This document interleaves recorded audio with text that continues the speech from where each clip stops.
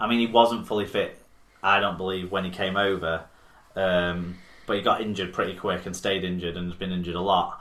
And then there's going to be a lot of cap tied up in McGilvery and Cudjoe who we're not going to see until probably May.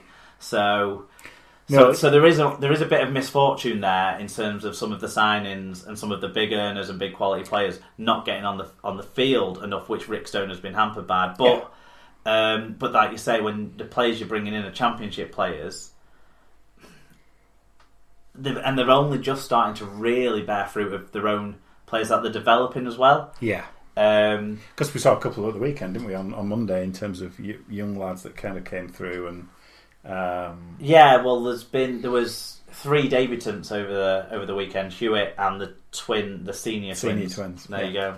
Okay, right. We will roll through some other news. I'll take you through these Castleford stories. Matt Cook has signed a contract extension with Castleford, which will keep him there until the end of the 2019 season.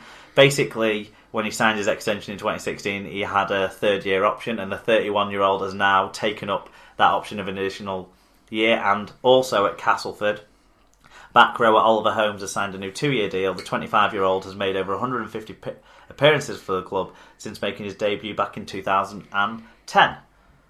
Both sensible things, both solid players that they're, the kind of players that every club needs. Yep. Okay, so moving on to Salford. Salford Red Devils have signed Salford youngster Jake Sherricks on a 1-month loan from Wigan Warriors. Oh, mate, is he from Salford then? Anyway, they've signed. Yeah, go on. I don't know. No, I don't know either. I'd rely on you for that one. I just paste it from news stories. The 22-year-old, who has played 13 times for the Warriors, suffered a serious knee injury last year. So is he kind of on his way back then? Yeah, he played in the pre-season, right? But he's down the pecking order because of that injury, and because of the whole halfback switcheroo situation. And Josh Woods kind of has had more senior game time in the last 6 months. Yeah. That he's stepped up ahead of him in the pecking order. So Sherrick's going on loan seems to make sense to try and get him some game time and fitness. He hasn't played yet for Salford, but we'll expect him to come in because that little John that they signed has been absolutely garbage for him. Yeah, they've got some serious problems.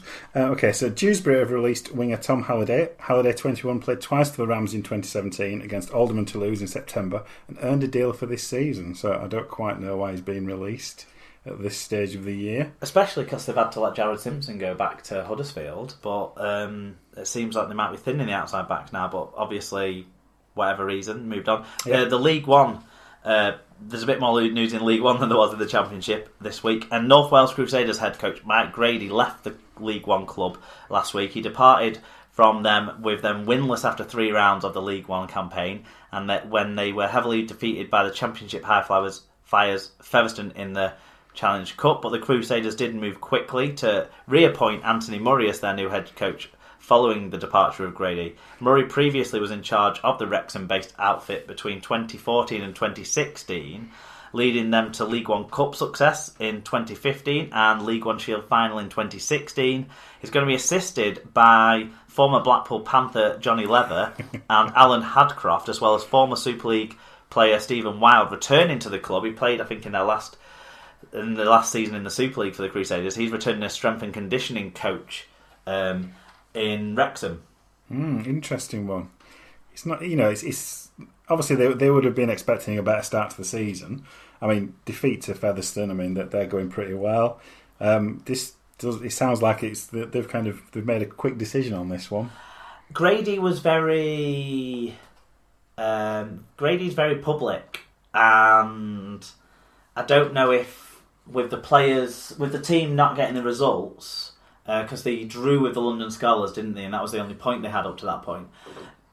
Grady not getting the results and still being quite the fun, friendly kind of character that he is, maybe didn't suit the ambitions of North Wales. Because I think Grady's an excellent coach. He's shown that working with other clubs in League One. I think he's an excellent coach, but maybe an excellent coach at a club that doesn't have top half of the table aspirations potentially.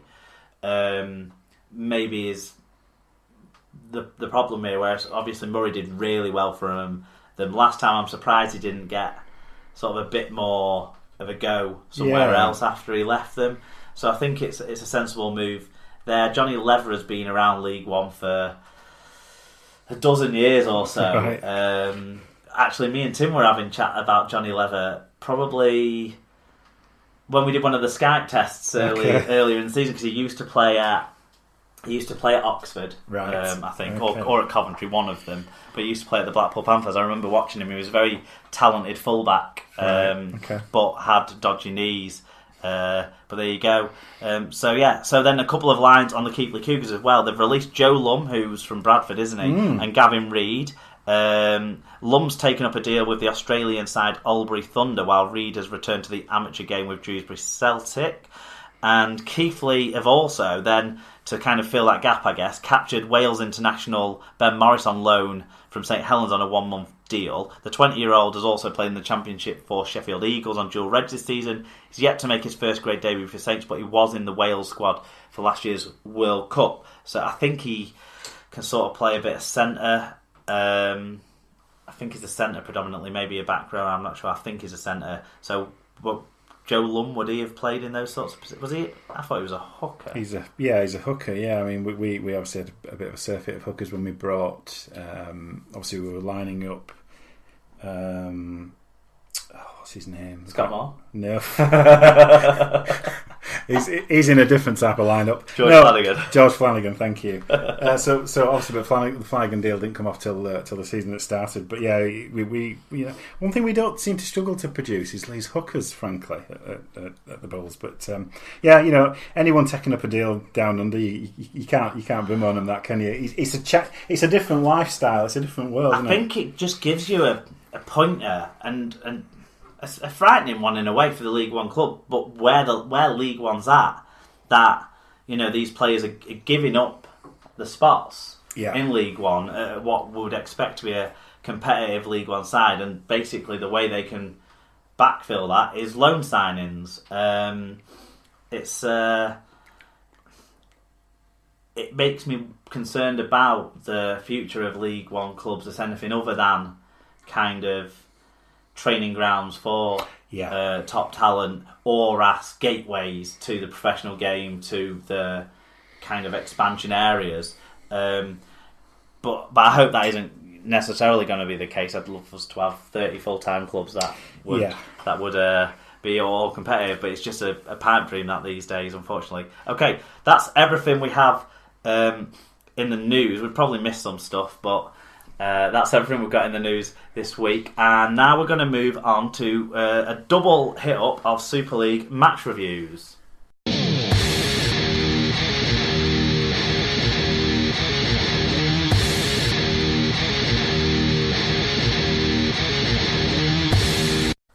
So, Super League Match Reviews is sponsored by Rob's Toy Shop on eBay. You'll find a wide range of toys, gifts, rugby league, birthday cards and more at Rob's Toy Shop on eBay. Visit stores.ebay.co.uk/Rob's Toy Shop. On any order over £5, you can order 5% cash back and also 1% cash back to SLP if you put in SLP discount at checkout. You can also give your full 5% cash back to SLP if you want to, instead of taking it for yourself. Just message Rob at Rob's Toy Shop when you make your order and he'll sort that out for us. But please do take advantage of the cashback offer and give something back to the sponsors of the show.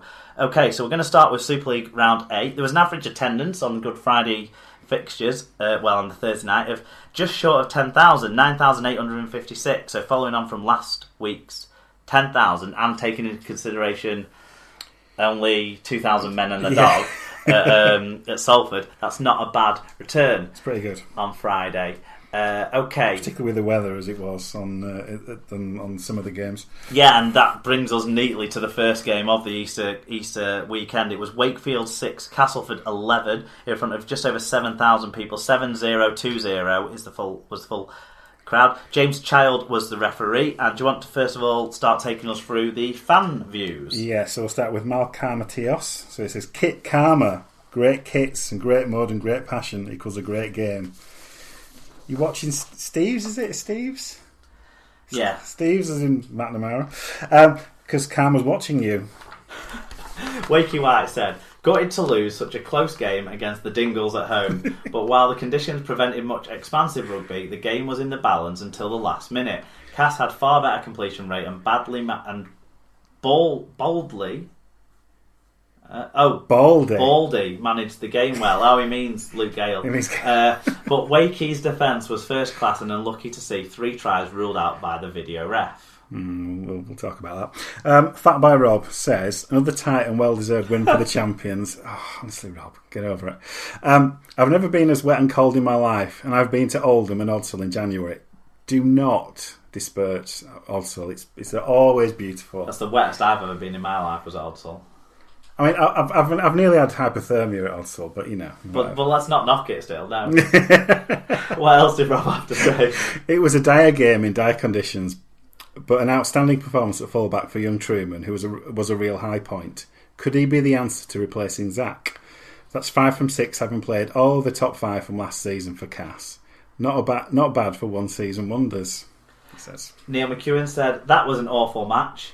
Yes, weather was bad, but fuck me, I'd rather be waterboarded than rewatch the match. Skill level poor. Well, if you turned up on Monday at Cass, you'd have had your chance.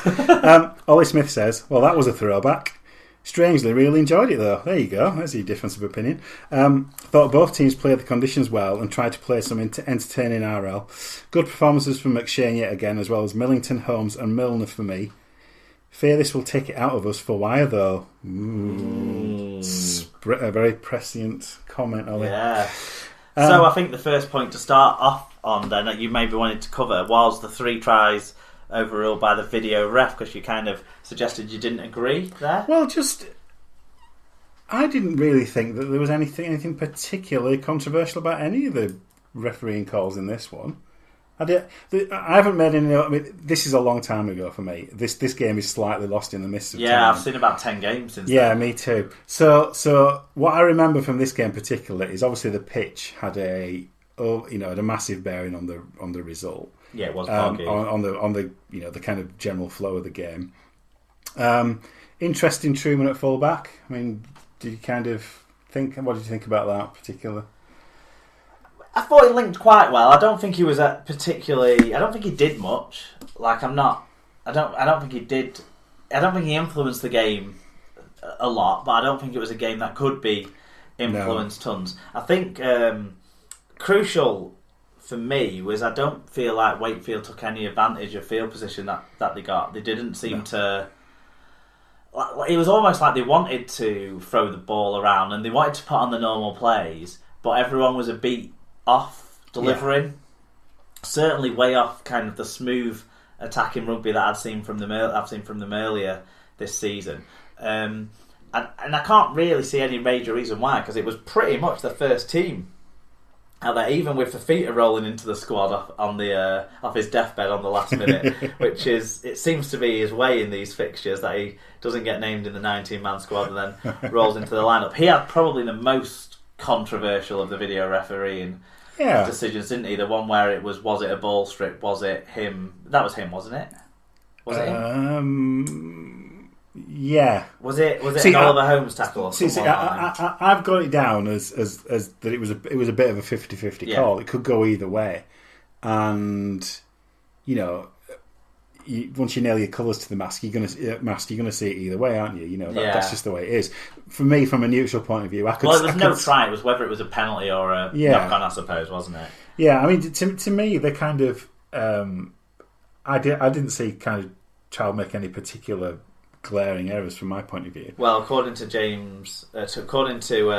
Chris Chester, that's 2 weeks on the bounce with James Child. We just don't seem to be getting any 50-50s with him, and he's going to speak to Steve Ganson about the penalty that was given on Tinarau Arona underneath the post, which kind of that set the margin of the game to, I believe, from 7-6 to 9-6 in Cass's favour. Yes. And watching it, everyone kind of sympathised that Arona didn't look like he was in an offside position, but Craig Hubie, who was the next man along underneath the post, was a yard offside. So, maybe he called the wrong player. Maybe. But there was someone offside in that instance. So I thought I didn't have a problem with that. Obviously, the most exciting moment of the game was